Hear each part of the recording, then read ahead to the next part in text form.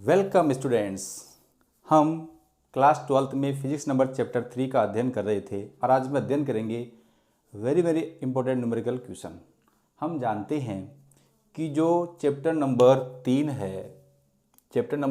है उसमें एक क्वेश्चन आएगा 6 नंबर का और एक क्वेश्चन आएगा 7 नंबर का और एक क्वेश्चन आपका आएगा फर्स्ट का थर्ड ऑब्जेक्टिव क्वेश्चन और एक क्वेश्चन आएगा आपका थर्ड का फर्स्ट ऑब्जेक्टिव क्वेश्चन। तो ये आपका आएगा 1 अंक, ये भी आपका आएगा 1 अंक, ये आपका आएगा 1.5 अंक और जो अवबोध पर आधारित होगा अवबोध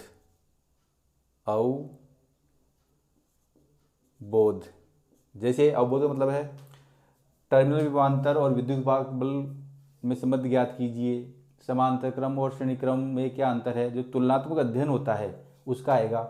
और जो क्वेश्चन नंबर 7 है वो 1.5 अंक का आपका आंकिक प्रश्न आएगा। तो इस प्रश्न नंबर 7 के लिए जो हमारा वेरी इंपॉर्टेंट क्वेश्चन है, very important question of RBSE board 2022 के लिए 100% पक्का एक क्वेश्चन मेरे वेरी इंपॉर्टेंट क्वेश्चन से मिलने वाला है। तो अब हम देरी नहीं करके विभवमापी का प्राथमिक प्रतिरोध, देखो विभवमापी का प्राथमिक प्रतिरोध हम जानते हैं कि ये विभवमापी का एक तार होता है, या थोड़ा सा मैं इसको लंबा कर लेता हूँ AB, और इसके प्राथमिक परिपथ में एक सेल लगा होता है और एक इसमें कुंजी लगी होती है और एक इसमें धारा नियंत्रक लगा होता है। ये आपका प्राथमिक परिपथ है। विभवमापी के प्राथमिक परिपथ में 2.2 वोल्ट का विद्युत वाहक बल, तो यहाँ पर जो EP है वो आपको लगा 2.2 वोल्ट और इसमें जो R है आंतरिक प्रतिरोध है वो है 1 ओम और धारा नियंत्रक का आंतरिक प्रतिरोध मान लेते हैं प्रतिरोध RH है।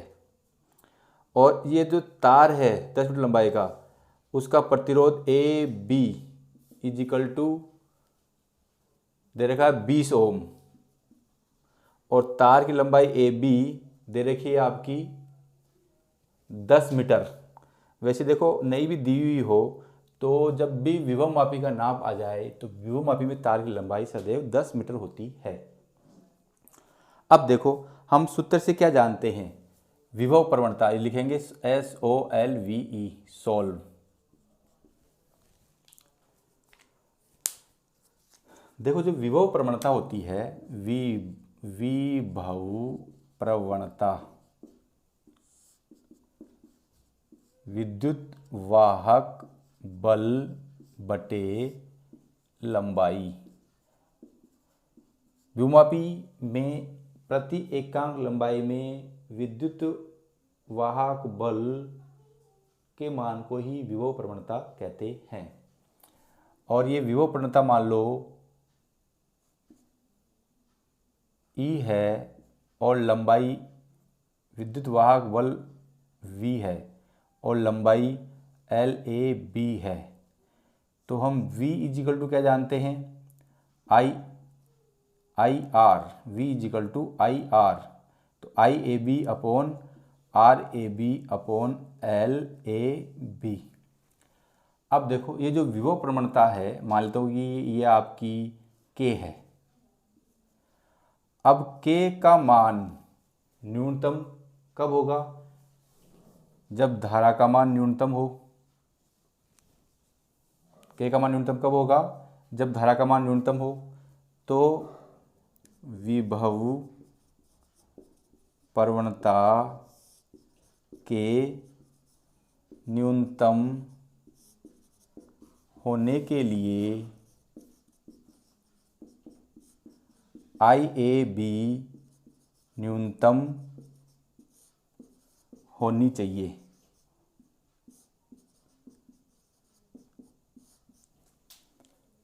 देखो ये क्वेश्चन बड़ा इंपॉर्टेंट क्वेश्चन है और इसमें केवल केवल केवल और केवल लॉजिक है, क्योंकि के आर ए बी फिक्स है, एल ए बी फिक्स है, तो इसका मतलब है के, इसका मतलब हो गया के समानुपाती आई ए बी। अब जब के आई ए बी के समानुपाती है तो ये न्यूनतम होगा तो ये भी न्यूनतम होगा, ये अधिकतम होगा तो ये भी अधिकतम होगा। अब देखो विद्युत वाहक बल का आंतरिक प्रतिरोध R है, धारा का प्रतिरोध RH है और तार का प्रतिरोध RAB, ये 200 में का ये है 20 है। तो परिपथ में कुल धारा, परिपथ में कुल धारा बराबर कुल विद्युत वाहक बल बटे कुल प्रतिरोध, ये अपन ने काफ़ी बार पढ़ा है। तो I A B is equal to विद्युत वाहक बल ई पी आपका है, कुल प्रतिरोध R plus R H plus R A B है। अब देखो यहाँ पर भी आप देखो तो विद्युत वाहक बल ई पी का मान फिक्स है या स्थिर है, आंतरिक प्रतिरोध स्थिर है और आर एच का मान भी स्थिर है।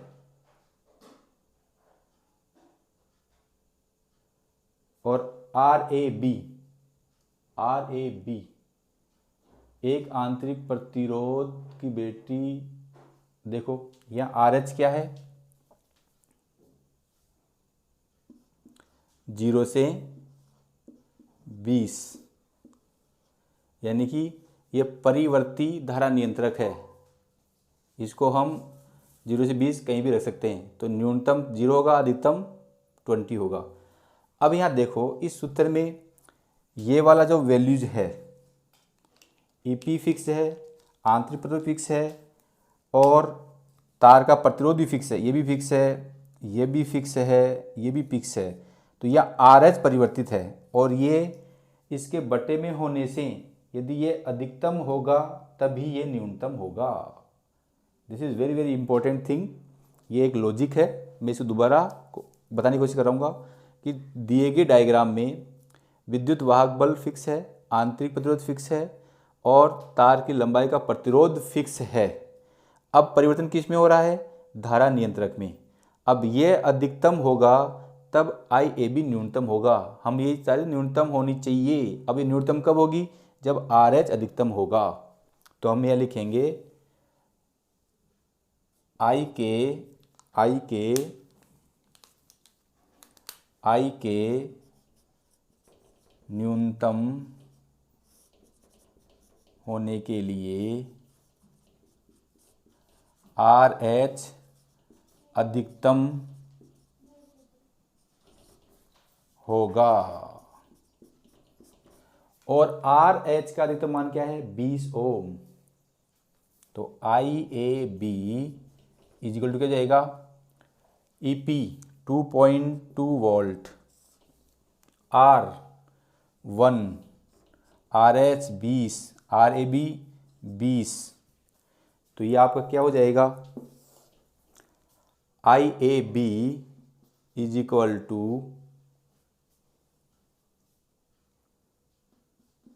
2.2 अपॉन 20 20 40 41। समीकरण नंबर, इसको मैं समीकरण नंबर 1 दे देता हूँ और इसको नंबर समीकरण 2। आई ए बी का मान समीकरण 1 में रखने पर आई ए बी का मान समीकरण 1 में रखने पर तो ये क्या जाएगा? विभव प्रवणता के मिनिमम इज इक्वल टू, देखो आई ए बी ये आपका मैक्सिमम है, आई ए बी मैक्सिमम है, जबकि के क्या है? मिनिमम।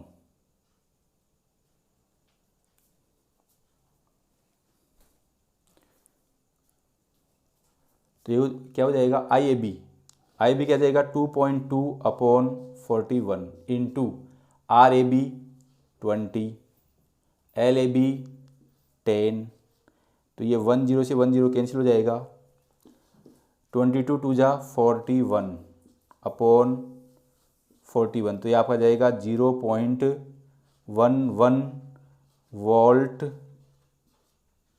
प्रति मीटर, वोल्ट प्रति मीटर। वोल्ट प्रति मीटर क्या है, विभव प्रवणता की इकाई या मात्रक। तो विभव प्रवणता का न्यूनतम मान आपका आ गया 1.11 वोल्ट मीटर, वोल्ट प्रति मीटर। अब आप इसका स्क्रीनशॉट ले सकते हैं।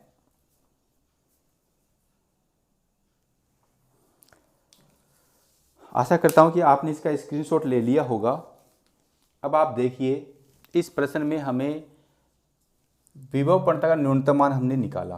अब हमें क्या निकाला है, अधिकतम मान। अब आप यहाँ देखिए, आप यहाँ जाइए, के समानुपाती आई ए बी है, तो के अधिकतम होगा अर्थात आई बी अधिकतम होगा। तो देखो, मैं इसी प्रश्न में यहाँ अधिकतम वर्ड यूज़ करूँगा और यहाँ पर भी अधिकतम वर्ड यूज़ करूँगा। बाकी आपका ये ऐसा कैसा ही रहेगा, विभव प्रवणता अधिकतम होने के लिए आई ए बी अधिकतम होनी चाहिए, और फिर हम ये जानते ही हैं। अब यहाँ देखो, आई ए बी अधिकतम कब होगा, ये मैक्सिमम कब होगा, जब ये मिनिमम होगा। और आर एच मिनिमम कितना है, आर एच मिनिमम 0 है। तो मैं आई के अधिकतम होने के लिए, यहाँ भी ये चेंज ओवर होगा, आई के अधिकतम होने के लिए आर एच को न्यूनतम होना पड़ेगा। जो डायरेक्ट प्रोपोर्शनल होते हैं, ये मिनिमम होगा तो ये अधिकतम होगा। तो आई के अधिकतम होने के लिए आर एच न्यूनतम होगा, और आर एच का न्यूनतम मान कितना है, 0। तो मैं यहाँ आर जी क्या लिख दूंगा, ये 0 लिख दूंगा। 0 लिखूंगा तो यहाँ जो 41 आया था वहाँ पे क्या जाएगा, 21 आ जाएगा।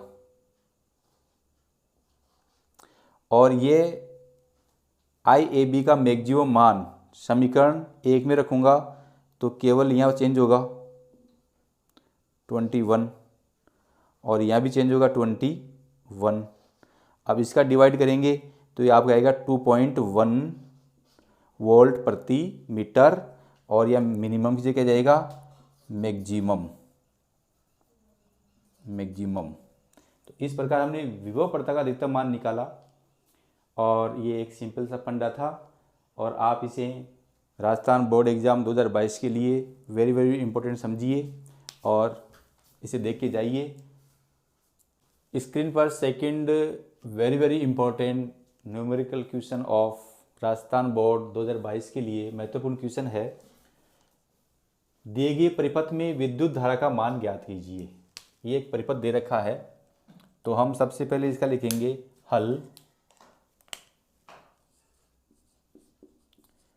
आपने देखा था जो किरचॉफ भाई साहब ने 2 नियम दिए थे, प्रथम नियम और द्वितीय नियम। तो प्रथम नियम ये था कि संधि बिंदु पर धाराओं का बीजगणितीय योग 0 होता है। संधि बिंदु पर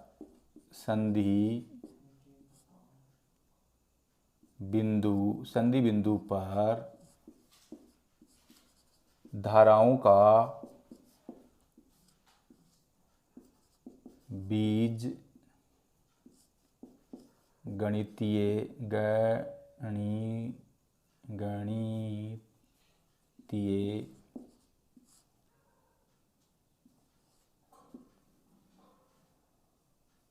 ये जमन है, बीज गणितीय योग 0 होता है। इसे हम लिख सकते हैं, अर्थात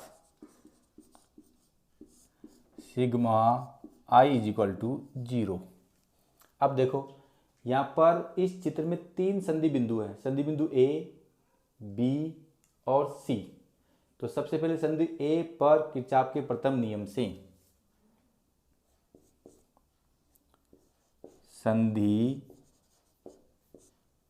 बिंदु A पर किरचॉफ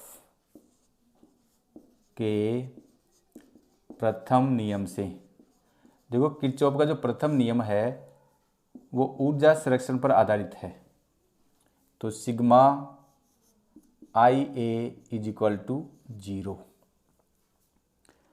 देखो हम क्या जानते हैं, संधि बिंदु पर आने वाली धाराओं का मान को धनात्मक लेते हैं और निकलने वाली धाराओं का मान ऋणात्मक लेते हैं।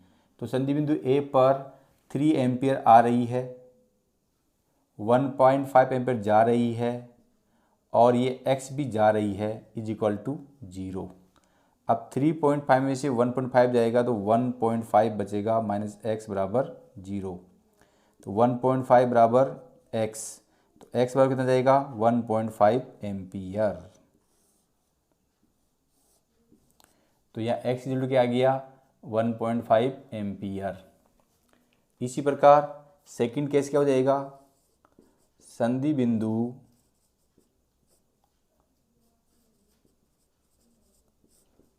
B पर किरचॉफ के प्रथम नियम से, किरचॉफ के प्रथम नियम से sigma I B is equal to 0। Sigma I B is equal to 0। अब देखो सिग्मा बी पर x आ रही है और x कितनी है 1.5, आने वाली को प्लस में लेंगे और b पर 1 एम्पियर जा रही है तो ये माइनस में आ जाएगी और ये भी जा रही है तो ये भी माइनस में आ जाएगी बराबर 0। तो ये आपका 0.5 minus Y is equal to 0। तो 0.5 इज इक्वल टू वाई, तो y is equal to 0.5 ampere. तो y का मान कितना आ गया 0.5 एम्पियर। अब इसी प्रकार हम क्या करेंगे, नियम नंबर 3 लिखेंगे। संधि बिंदु C पर संधि बिंदु C पर किरचॉफ के प्रथम नियम से। तो यहाँ क्या हो जाएगा sigma I C is equal to 0। अब देखो C पर ये y आ रहा है, यानी संधि बिंदु C पर y आ रही है तो 0.5 प्लस में आ जाएगा। बाकी देखो ये दोनों जा रही हैं तो माइनस 0.25 और माइनस आई बराबर 0। अब देखो आधे में से पाव जाएगा तो पाव बच जाएगा, माइनस आई बराबर 0। तो आई बराबर कितना जाएगा 0.25 एम्पियर। अतः हम क्या लिखते हैं, अतः है परिपथ में विद्युत धारा का मान, अतः है परिपथ में I is equal to 0.25 ampere है। तो हमने किरचॉफ के प्रथम नियम से ये निकाल लिया है। अब हम तीसरा वेरी इंपॉर्टेंट क्वेश्चन का अध्ययन करेंगे। जो क्वेश्चन नंबर 3 है, एक तांबे का तार जिसका काट का क्षेत्रफल 1 मिलीमीटर स्क्वायर है में 0.5 एम्पीयर की धारा प्रवाहित हो रही है। यदि एकांक आयतन में मुक्त इलेक्ट्रॉनों की संख्या 8.5 × 10⁻22 प्रति सेंटीमीटर क्यूब हो तो इलेक्ट्रॉन का अपवहन वेग ज्ञात कीजिए। देखो हमें प्रश्न में क्या दे रखा है, सबसे पहले लिखेंगे SOLV सॉल्व अनुप्रस्थ काट का क्षेत्रफल, अनुप्रस्थ काट का क्षेत्रफल ए बराबर 1 मिलीमीटर। अब देखो हम क्या जानते हैं, 1 सेंटीमीटर में 10 मिलीमीटर होता है और 1 मीटर में 100 सेंटीमीटर होता है, ये हम जानते हैं। तो 1 मीटर इंटू 10 मिलीमीटर बराबर 1000 मिलीमीटर बराबर 10⁻³ मिलीमीटर। तो 1 मीटर में 10⁻³ मिलीमीटर है, तो 1 मीटर स्क्वायर में 10⁻³ एम स्क्वायर हो जाएगा। तो 1 मीटर स्क्वायर पर कितना जाएगा, 10⁻6 एम स्क्वायर। अब देखो यहाँ से 1 एम स्क्वायर का मैं मान निकालूंगा तो आ जाएगा 1 मीटर स्क्वायर अपॉन 10⁻6। तो 1 एम स्क्वायर बन के जाएगा 10⁻⁻6 मीटर स्क्वायर। तो ये आप समझने के लिए मैंने बताया इसको, वो आप उतार सकते हैं। तो 1 मिलीमीटर को मैं मीटर में चेंज करूँगा तो ये कितना आएगा, 10⁻⁻6 मीटर स्क्वायर। अब दूसरा है इलेक्ट्रॉनों की संख्या। इलेक्ट्रॉनों की संख्या n बराबर 8.5 इंटू 10⁻22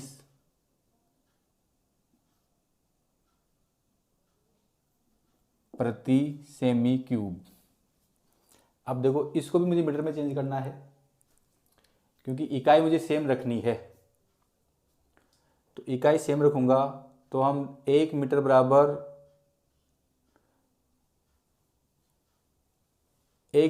100 सेंटीमीटर।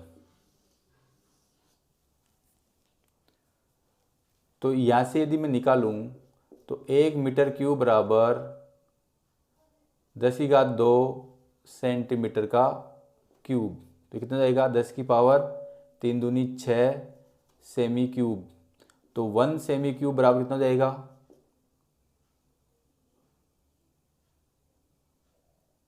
10⁻⁻6 metre cube.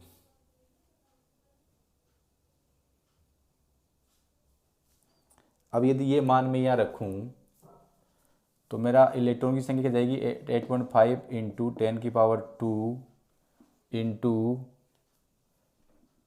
बटे 10⁻⁻6 मीटर क्यूब। तो ये क्या हो जाएगा, ये ऊपर चल जाएगा 8.5 इंटू 10⁻22 प्लस 6 प्रति मीटर क्यूब। तो ये हो जाएगा 8.5 इंटू 10⁻18 प्रति मीटर क्यूब। ये आपका n आ गया।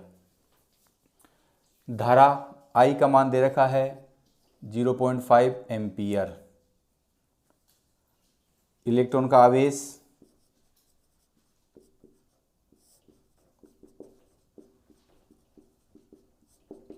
E बराबर 1.6 इंटू 10⁻19 कूलाम। अब देखो, अब आप इसका स्क्रीनशॉट ले सकते हैं।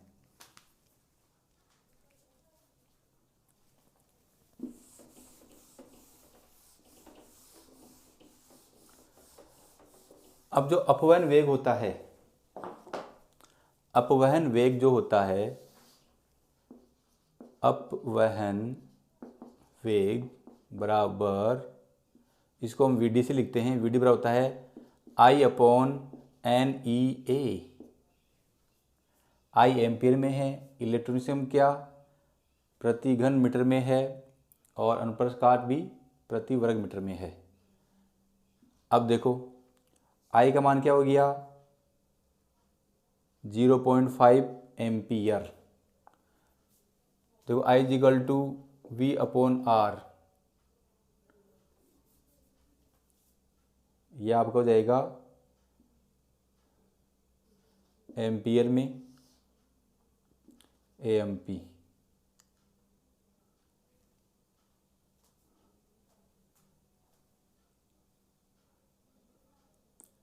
n इलेक्ट्रॉन की संख्या 10.5 इंटू 10⁻28 प्रति मीटर, तो ये मीटर के ऊपर चल जाएगा। E 1.6 इंटू 10⁻19 कूलाम और A 10⁻⁻6 मीटर स्क्वायर। देखो ये मीटर स्क्वायर से ये मीटर क्यूब करके मीटर आ जाएगा।